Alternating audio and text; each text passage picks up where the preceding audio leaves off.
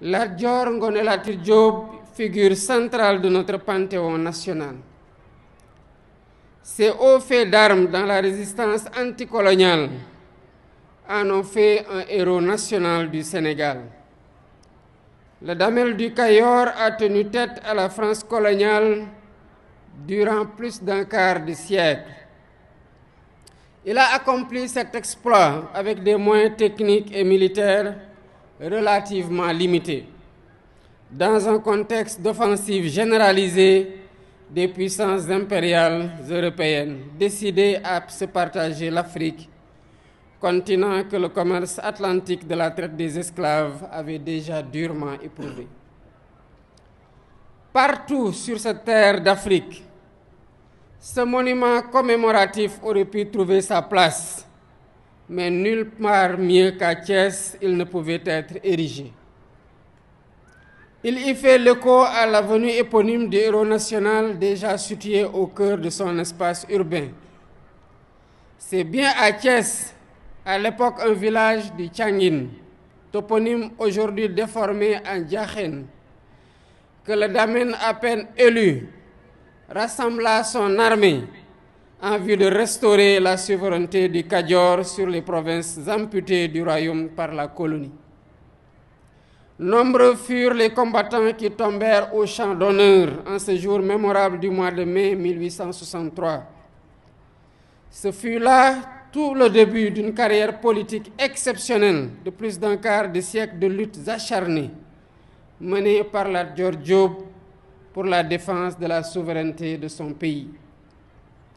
Le fin stratège qu'il fut était doublé d'un homme politique avisé. Son refus de transiger sur la souveraineté du Kayor l'a poussé à refuser la construction du chemin de fer par la colonie.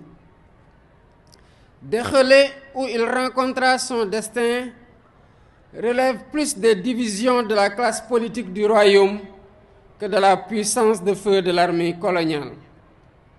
Il y est tombé, les armes à la main, faisant sienne la devise des pros: on nous tue, mais on ne nous déshonore pas. Mesdames, Messieurs, la cérémonie à laquelle nous assistons ce jour s'inscrit dans la longue tradition de célébration de ces héros de la lutte anticoloniale. Les récits épiques, transmis de génération en génération par les maîtres de la parole et les travaux des historiens de métier, ont fourni de la matière à travailler aux artistes, aux dramaturges, aux poètes, qui tous en ont tiré des œuvres créatrices de nos imaginaires collectifs.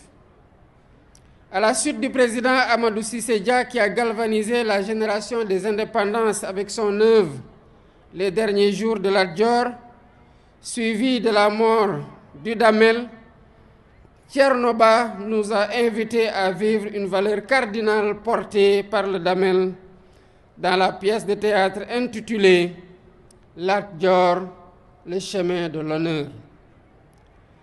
Parce que nous sommes dans le Tchangin, aux portes du Kayor, nous ne pouvons pas manquer de saluer la mémoire d'un des valeureux fils du terroir, contemporain du Damel et dont les hauts faits d'armes de la lutte anticoloniale sont certes moins connus, mais n'en sont pas moins héroïques. Je veux nommer Kagne Faye, qui a défié l'ordre colonial en verrouillant les voies de passage des caravanes des traitants de l'arachide entre le Baol et la ville portuaire de Rufisque. On prit part à ces combats des hommes et des femmes de valeur attachés à préserver de l'intrusion coloniale les terroirs du Lékhar, du Djobas, du Palor, du Ndout et du Safi, aujourd'hui polarisés par la ville de Thiès. La recherche devra exhumer les traces historiques de ces luttes pour en célébrer les acteurs et magnifier leurs œuvres. Il ne fait aucun doute que le prestigieux Panthéon national continuera de s'enrichir de monuments, d'œuvres d'art et d'ouvrages littéraires célébrant les hommes et les femmes qui, à l'image de Lat Dior Ngoné Latyr Diop, ont marqué de leurs empreintes indélébiles les plus glorieuses pages de notre histoire. Faire nation, c'est en permanence immortaliser ces vies exemplaires, rappeler à notre jeunesse les valeurs dont elles furent l'incarnation. Mesdames et messieurs, c'est dans la diversité des mémoires des terroirs constitutifs de la nation sénégalaise, ouverte sur l'Afrique, que nous construirons un futur de dignité, de solidarité et de cohésion. L'occasion m'est ainsi donnée d'évoquer quelques-unes de ces vies du passé, comme la figure exemplaire du prince du Waalo, Sidia Ndaté Yalla, qui conduisit une insurrection violente contre la mainmise coloniale dans le pays de ses ancêtres. Il eut la clairvoyance d'appeler à une union de tous les États de la Sénégambie pour résister à l'intrusion coloniale. Quant au Jolof, il nous a donné le Bourba Albouri Seynabou Ndiaye, contemporain, allié et cousin du Damel du Kadior que nous célébrons ce matin. Pendant plus de 10 ans, le lion de Yang Yang a toujours répondu présent là où l'appelait le devoir. Ainsi, il prit part à la grande coalition que fut la Ligue Tidjane, aux côtés de Saher Matiba, l'héritier de l'Almami du RIP, de Mamadou Lamine Dramé du Bundu et d'Abdoul Bokar Khan, le grand électeur de Bosseya, émir du Fouta, pour opposer la plus vive résistance à la poussée impérialiste. L'occasion m'est également donnée de saluer ici la mémoire du premier sultan de Dosso, Maïdana Hamadou Seydou Djermakoy. Au cours de son magistère, il a érigé dans l'enceinte de la grande mosquée de Dosso une sépulture digne du fils du Jolof. Ce faisant, il a posé un acte digne de son précoce engagement panafricain qui fait écho à celui du roi du Jolof, mort en terre nigérienne. Ces deux destins, celui du Bourba Jolof et celui de Djermakoy, incarnent à suffisance les idéaux du panafricanisme qui doivent nous inspirer dans nos actions quotidiennes. C'est de ce Gabou que partirent 5 siècles auparavant les Guelwaars fondateurs des États du Sine Saloum. La symbiose qui s'est forgée alors entre ces migrants venus du sud et les lamans du pays sérère a donné naissance à de fortes valeurs d'abnégation au travail, de droiture, d'humilité, de courage, de respect de la parole donnée et d'ancrage aux meilleures traditions ancestrales. Nous avons un bel exemple illustratif de ces valeurs avec le fameux témoignage en faveur de Cheikh Ahmadou Bamba, apporté par le Boursine Komandofène au péril de son pouvoir, voire de sa vie, pour éviter au Cheikh un second exil. Parti du Firdou, sous domination du même Gabou, inspiré par Cheikh Oumar Tall, Alpha Molo Baldé a libéré le Fouladou avec le drapeau de l'islam. Son fils et successeur Moussa Molo, pris en tenaille entre les rivalités conquérantes de la France, de l'Angleterre et du Portugal, leur a opposé une forte résistance en jouant sur leur rivalité.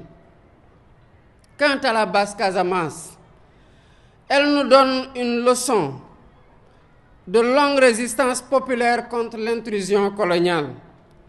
Village par village, les hommes et les femmes de cette région ont réussi à préserver l'intégrité de leur terroir jusqu'à la veille de la Grande Guerre.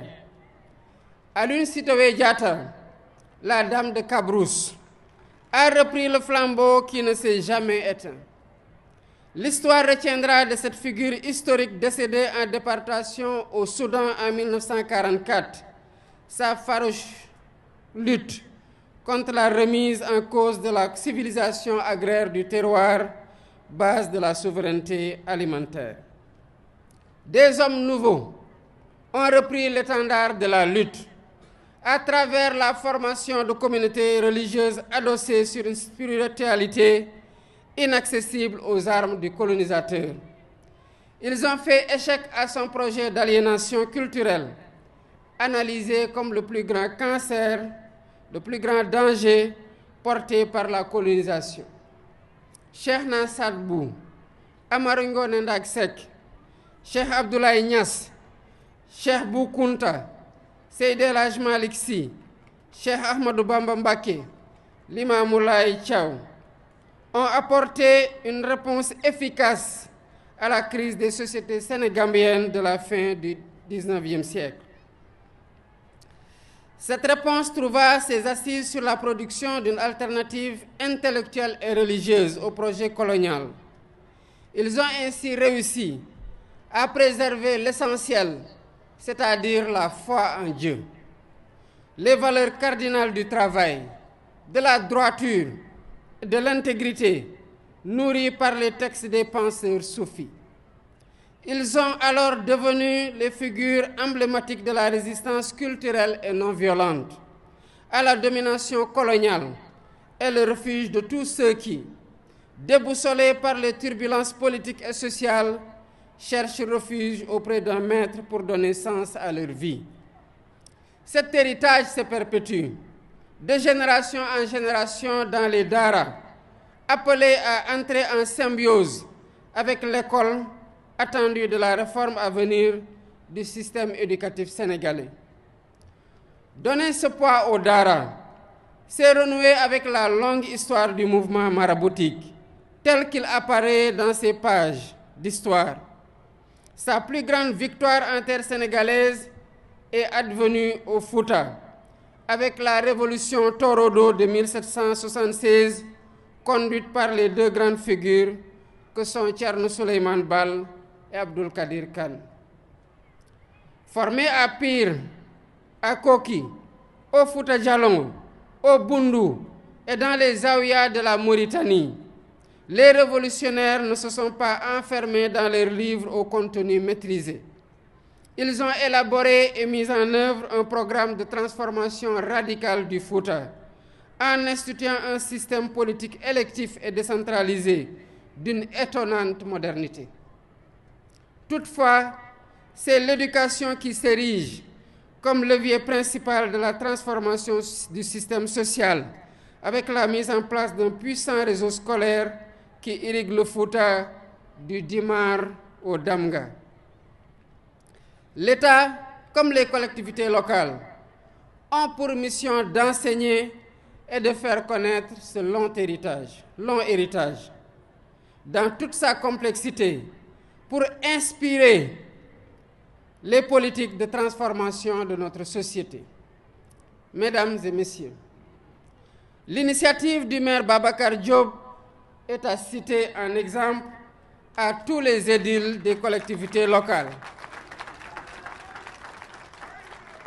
qui, en cohérence avec l'État, auront à concevoir et mettre en œuvre une politique novatrice de soutien aux industries culturelles. Accompagner les artistes et les créateurs culturels participe à bâtir notre patrimoine matériel et immatériel, le vin incontournable de notre vivre ensemble. Au-delà de la dimension esthétique, l'œuvre que nous avons inaugurée aujourd'hui, à l'image de tant de produits, de l'imagination créatrice de nos artistes, cinéastes, littéraires et porteuses d'une efficace fonction pédagogique dans la transmission de nos valeurs et vertus les meilleures. L'école doit s'emparer de cette mémoire, quel qu'en soit le support, pour former en notre jeunesse les bâtisseurs d'une nation souveraine et ouverte aux idéaux du panafricanisme. Le parrainage de nos rues, de nos places publiques, nos infrastructures sportives et culturelles, de nos écoles et édifices publics et privés est appelé à davantage puiser ses noms dans ce patrimoine partagé, ce socle de référence collective sur lesquels s'édifie notre imaginaire national et nos convictions patriotiques. Continuer à faire patrie c'est renforcer cette perspective de l'unité à partir de toutes les sources qui alimentent la mémoire nationale forte de sa diversité.